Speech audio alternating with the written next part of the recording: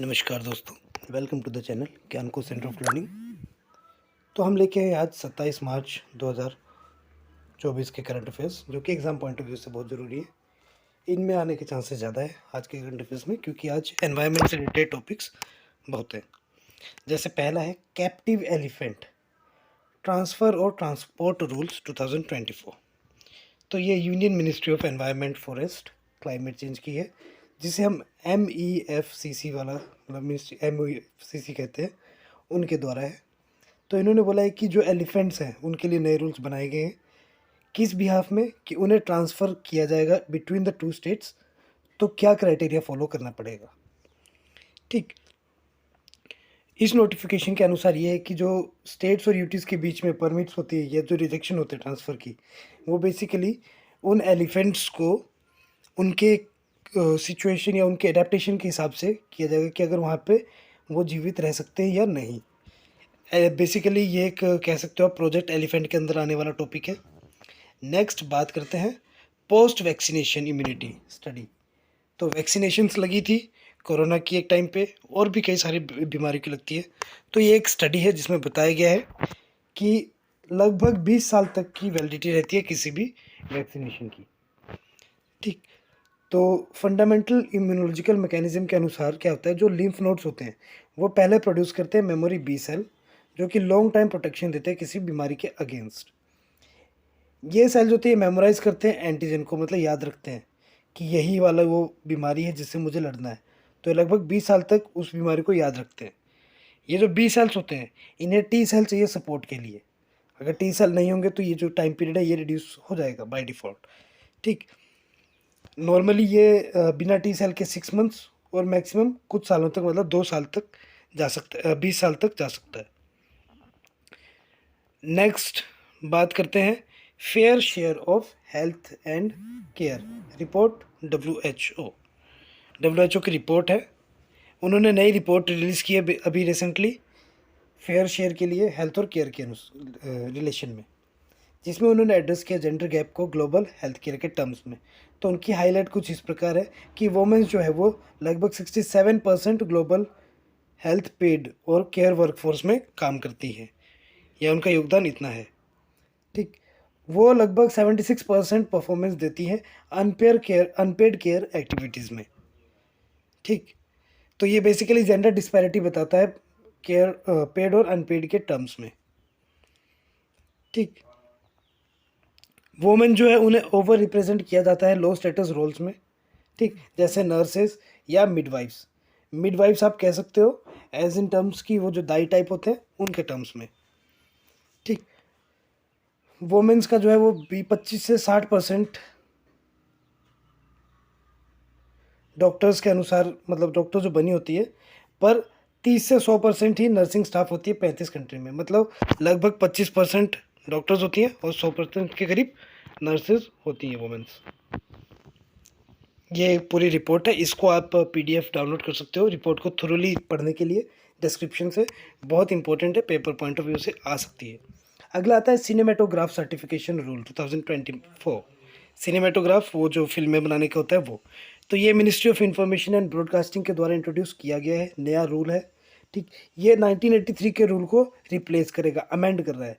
ठीक, cinematograph amendment act 2023 के तहत।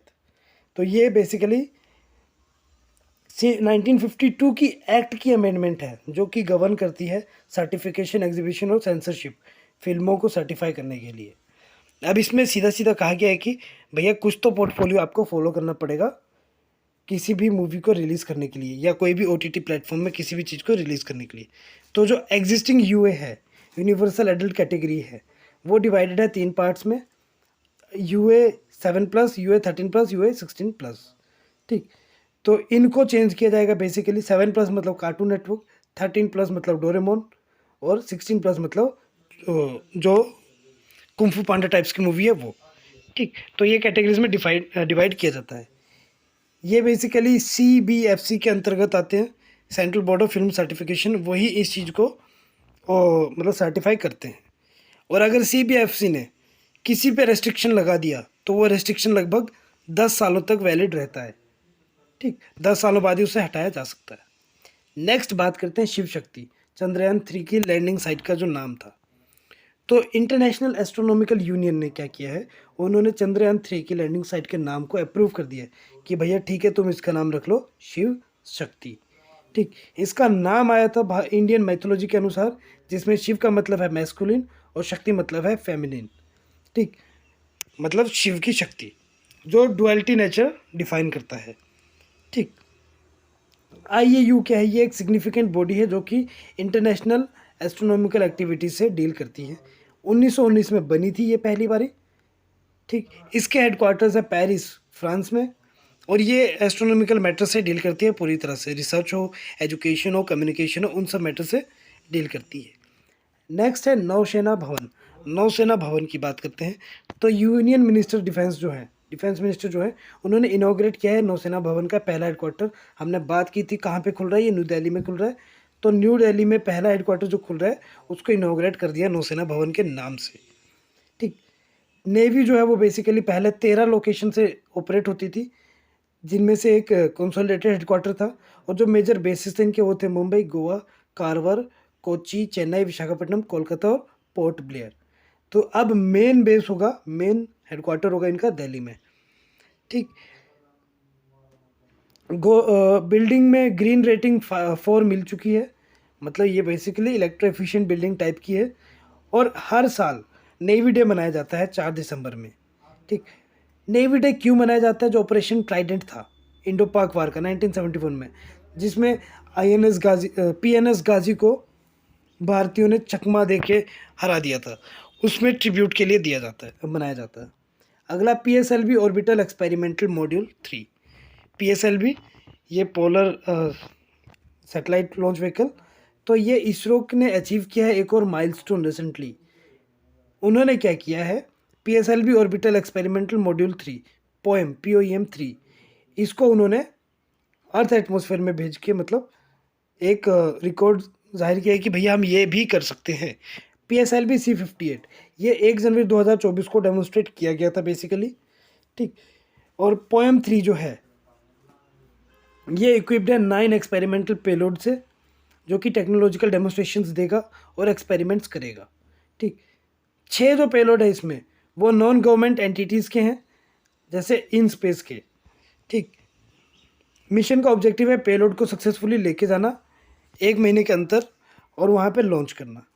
ठीक, फाइनल स्टेज जो PSLV का है वो 3 स्टेबलाइज प्लेटफॉर्म में कन्वर्ट हो जाएगा, जिसे पोएम 3 कहेंगे बेसिकली। ठीक, ये एल्टीट्यूड कवर करेगा 650 से 350 किलोमीटर तक की। तो आज के करंट अफेयर्स में इतना ही है, मिलेंगे कल अगले करंट अफेयर्स के साथ, और इसके क्वेश्चंस लेके भी हम एक वीडियो पोस्ट करेंगे। प्लीज़ लाइक, शेयर और सब्सक्राइब जरूर करें, और PDF के लिए डिस्क्रिप्शन में डाउनलोड कर लें। Thank you and have a nice day.